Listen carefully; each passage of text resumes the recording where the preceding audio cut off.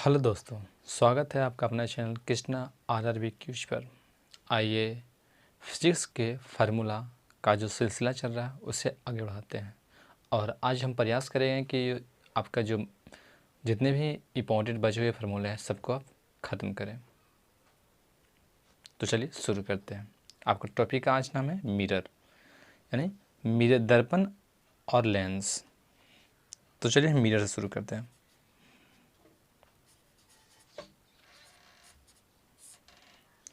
देखिए, मिरर यानी दर्पण। दर्पण मान देखिए, दर्पण में क्या होता है ना, एक फोकस होता है। जैसे मान लेते हैं ये दर्पण है, तो इसमें जो प्रकाश की किरण आती है मुख्य अक्ष के समांतर टकराने के बाद फोकस से जाती है और यहाँ पर होता है इसका वक्रता केंद्र। तो F होता है C/2, यानी वक्रता त्रिज्या बटा 2, यानी फोकस दूरी। एक होता है इसमें फोकस की लंबाई, जब आपका ये प्रतिबिंब की दूरी और साथ में वस्तु की दूरी दिया हुआ तो ये होता है, तब फोकस दूरी निकालते हैं उस वक्त। एक होता आवर्धन, जिसके इंग्लिश में कहते हैं मैग्निफिकेशन, यानी एम। तो इसका फार्मूला होता है प्रतिबिंब की लंबाई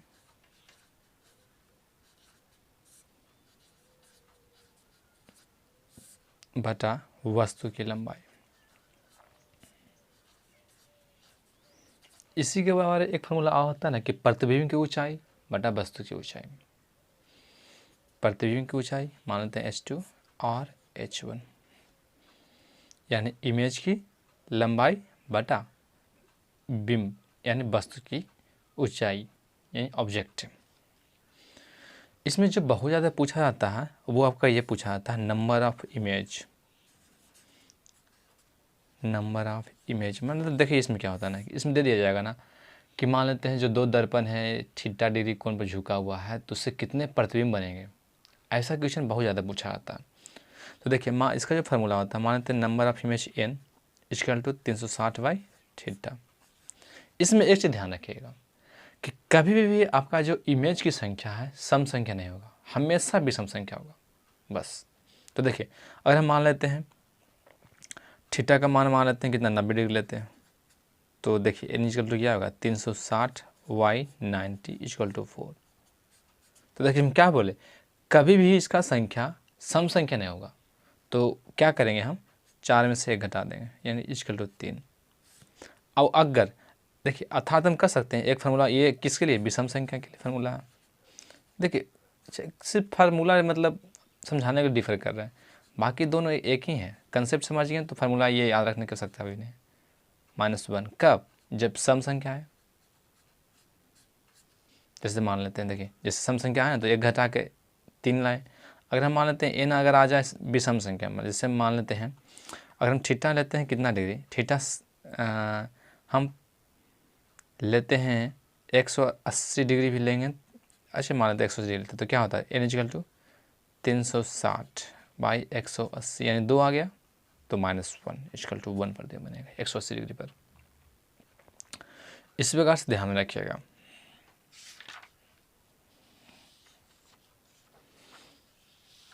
देखिए अब हम बात करते हैं लेंस में। लेंस देखिए लेंस में क्या होता है, ये अगर हम फोकस दूरी की बात करें तो यह C/2 हो गया, ठीक है। इसमें लेकिन जो ये दर्प इसको इसका तो लेंस फार्मूला इसको क्या बोलते हैं, ये फार्मूला यानी लेंस सूत्र जिस प्रकार ये था, ये क्या है आपका, ये आपका दर्पण सूत्र इसको बोलते हैं, मिरर फार्मूला दर्पण सूत्र इसे बोलते हैं। आइए इसे जो बोलते हैं, जो ये एक लेंस फार्मूला था, बस दोनों में थोड़ा सा का अंतर है, -u ये होता है, ये है ना, बस यही अंतर होता है दोनों में। देखिए दोनों जहाँ तक देखा जाए तो दोनों क्या है, सेम ही है, लेकिन दर्पण में देखिए ध्यान रखिएगा, दर्पण में क्या होता है प्लस होता है और लेंस में क्या होता है माइनस होता है, ध्यान रखिएगा। देखिए दर्पण ऐसे भी बड़ा नाम है, तो बड़ा में बड़ा प्लस, और लेंस क्या है, छोटा नाम है तो माइनस। ठीक है, कन्फ्यूजन तो अब तो नहीं होगा। देखिए आगे हम बात करते हैं, लेंस में जो देखा जाता है एक पावर होता है, यानी लेंस की क्षमता कितनी है। लेंस की क्षमता अगर हम देखा है तो फोकस दूरी का व्युत्क्रम होता है, यानी 1/f होता है। इसको जो हम डी से इंडिकेट करते हैं मैंने जनरली, डी यानी इसका जो यूनिट होता है ना वो डायोप्टर होता है। डायोप्टर इसी से कहते हैं कि लेंस की क्षमता कितनी क्या है। तब देखिए अगर हम लेंस अगर निगेटिव, फोकस दूरी निगेटिव तो लेंस की क्षमता निगेटिव, पॉजिटिव तो पॉजिटिव। देखिए उत्तल लेंस यानी कन्वेक्स लेंस, इसका जो क्षमता होता है वो क्या होता है, हमेशा पॉजिटिव होता है। अवतल लेंस की बात करें कनकेव, तो इसका निगेटिव होता है। देखिए इसमें है कि अपवर्तन का सूत्र, अपवर्तन, अपवर्तन यानी जिसको इंडिकेट करते हैं म्यू, यानी refraction, mu sine i by sine r, sine की जया यानी आपतन कोण की जया बटा अपवर्तन कोण की जया, क्योंकि जया का हिंद, साइन का हिंदी क्या होता है, जया होता है। तो देखो म्यूज कर लो क्या है, sine i by sine r.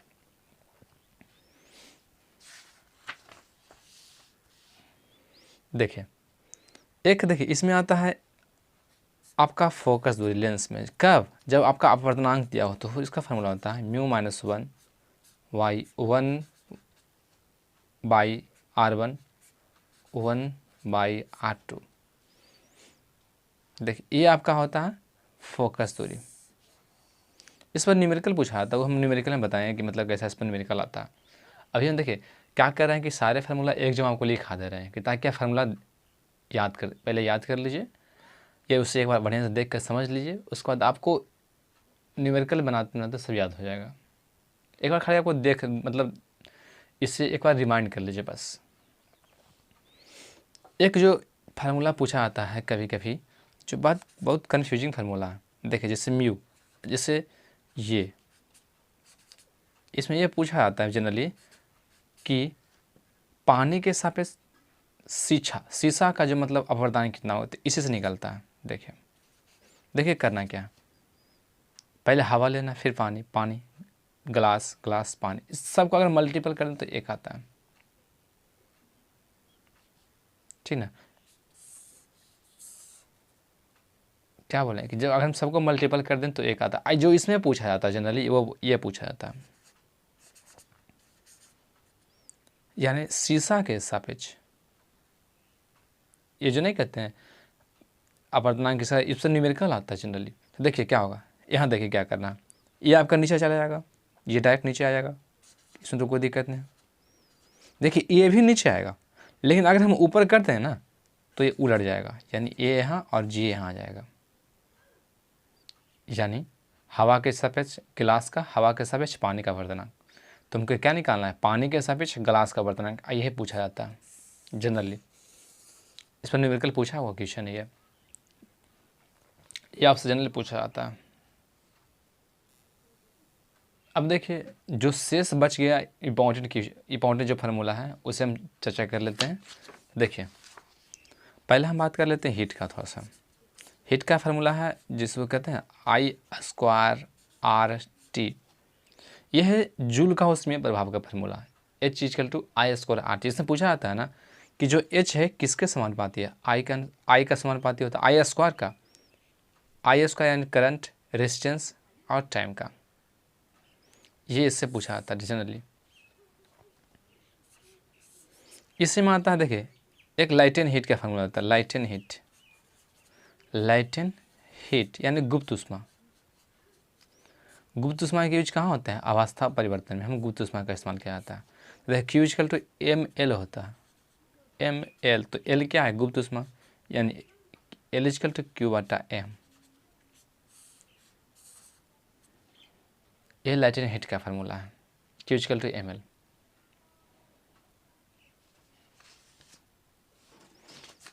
देखिए आगे बढ़ते हैं।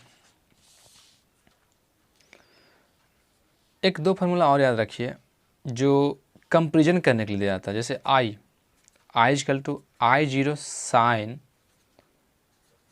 ओमेगा टी, ये हो गया एक। अगर हम इसे भी करें तो V0 साइन ओमेगा टी। देखिए इसमें क्या रहेगा ना, दे देगा। देखिए जैसे मान लेते हैं इजकल टू दे दिया, कुछ भी दे दिया, मान लेते हैं 5, कुछ भी दे दिया 5 साइन 2 पाई, मान लेते हैं 4 पाई दे दिया, ठीक, 4 पाई इंटू टी।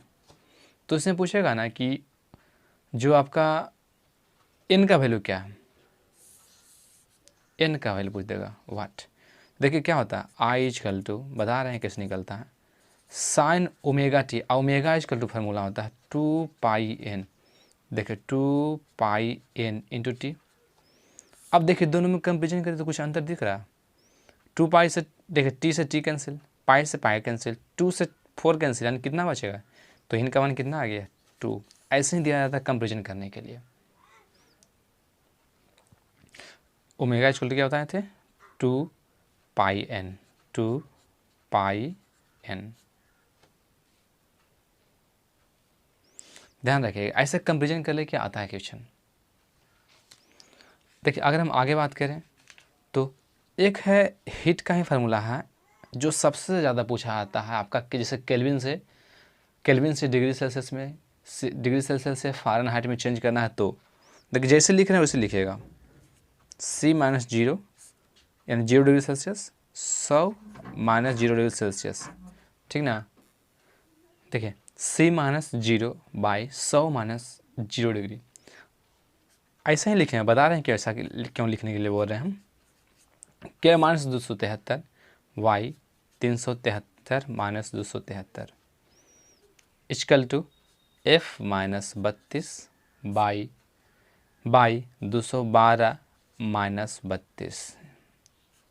और लिखिए Reaumur -0 Y 80 - 0 equal to RA -492 by 672 - 492। देखिए इसके, देखिए ये आपका C का मतलब क्या हो गया, डिग्री सेल्सियस, K का मतलब केल्विन, सेल्सियस, F का मतलब फ़ारेनहाइट,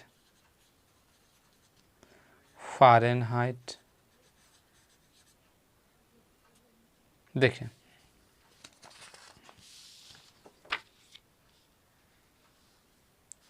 R का मतलब हो गया र्यूमियर,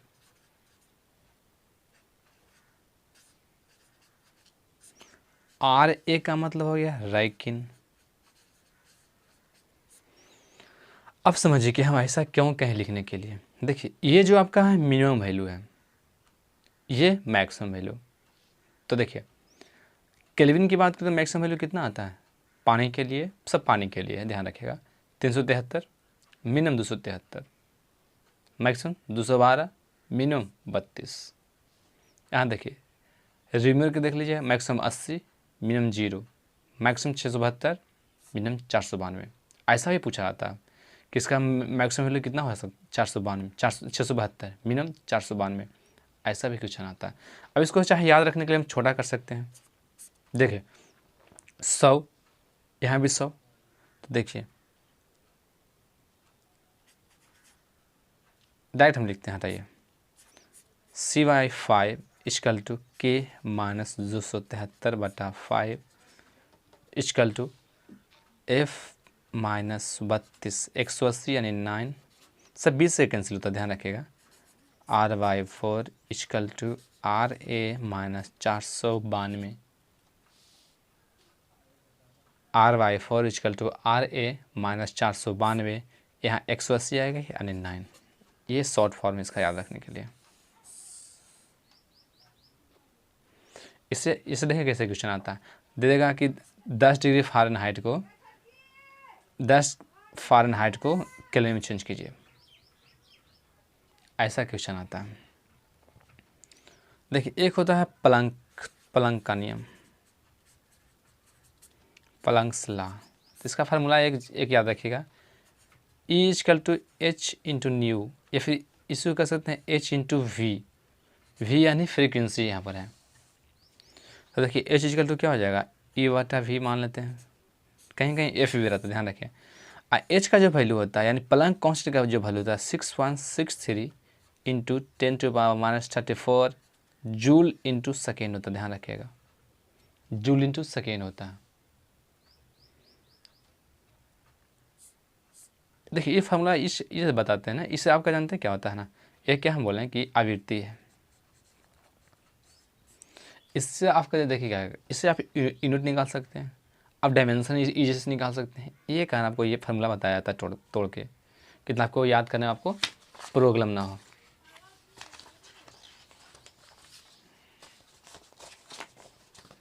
देखिए आगे हम बात करते हैं न्यूटन का शीतलन नियम। पिछला बार इस पर भी न्यूमेरिकल आया है, न्यूटन का शीतलन नियम, जबकि इस पर लोग कहते हैं कि इसमें न्यूमेरिकल नहीं आता, लेकिन आया है पिछला बार, न्यूटन का शीतलन नियम।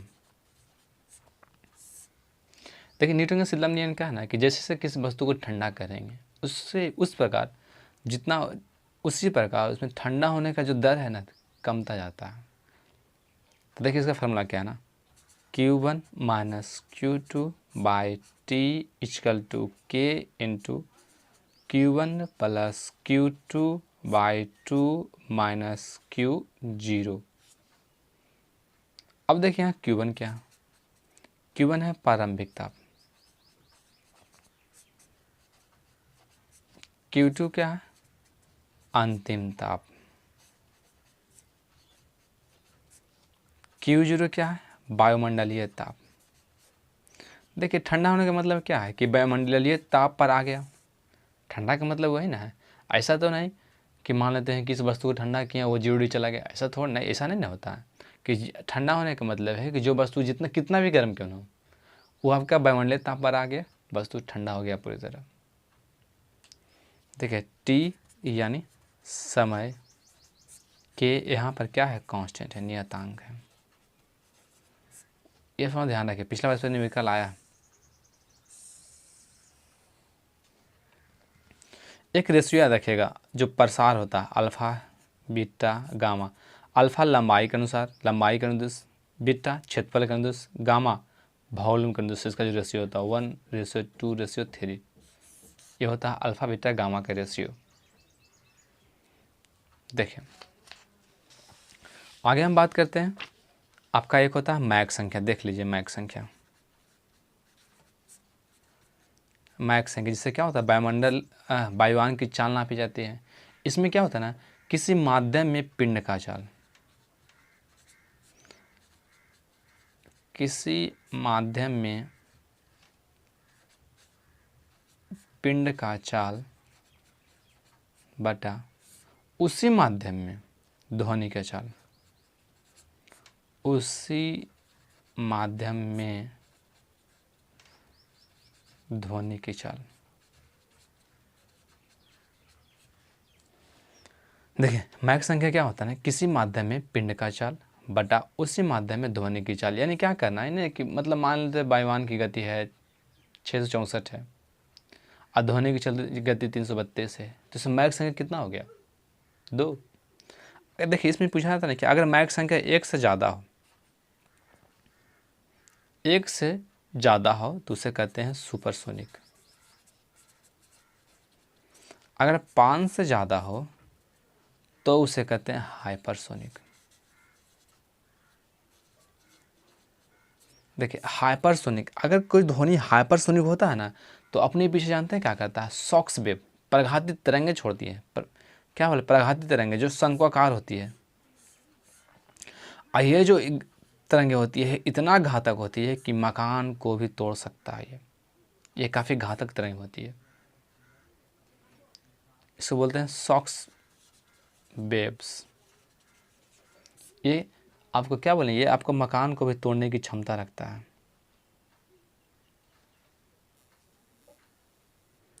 देखिए अब फिजिक्स से रिलेटेड एक वीडियो आपके पास आ जाएगा, जो इम्पोर्टेंट जितना भी वैल्यू होते हैं फिजिकल वैल्यू वो आपको बता दीजिए। मान लेते हैं आपका प्लैंक कांस्टेंट का वैल्यू कितना होता है, एवोगाड्रो नंबर का वैल्यू कितना होता है। ऐसा ही बहुत जो इंपॉर्टेंट है ना, आपको सारे वैल्यूज एक स्थान पे मिल जाएंगे, एक ही जगह पर। और अगर ये वीडियो आपको अच्छा लगे तो इसको लाइक कीजिए, शेयर कीजिए, कमेंट्स कीजिए और सब्सक्राइब करना ना भूलें।